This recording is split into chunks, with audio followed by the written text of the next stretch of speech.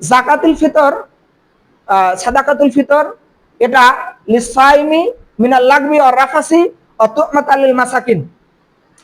জাকাতুল ফিতর বা সাদাকাতুল ফিতর দেওয়ার উদ্দেশ্য হলো দুইটি।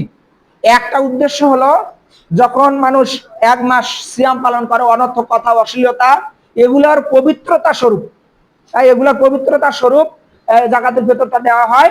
আরেকটা উদ্দেশ্য হলো তুমাতাল লিল মাসাকিন, এবং অভাবীদের জন্য, কার জন্য? অভাবীদের জন্য খাদ্যের ব্যবস্থা স্বরূপ।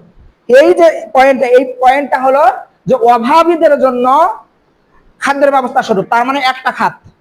কয়টা খাত? একটা খাত।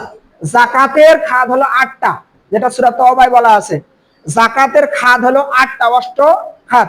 আর সাদাকাতুল ফিতরের খাত হলো একটা। কয়টা? একটা। সেটা হলো তুমাতাল লিল মাসাকিন, শুধুমাত্র অভাবী, গরিব, মিসকিনদের জন্য।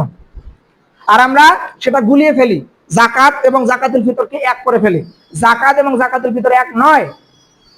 এটা হলো, তারপরে এটা হলো আমরা তাহলে বুঝতে পারলাম যে আল্লাহ রাসূল সাল্লাল্লাহু আলাইহি ওয়াসাল্লাম এখানে আরেকটা কথা বলছে যে সাদাকাতুল ফিতর ঈদের সালাতের পূর্বেই আদায় করতে হবে।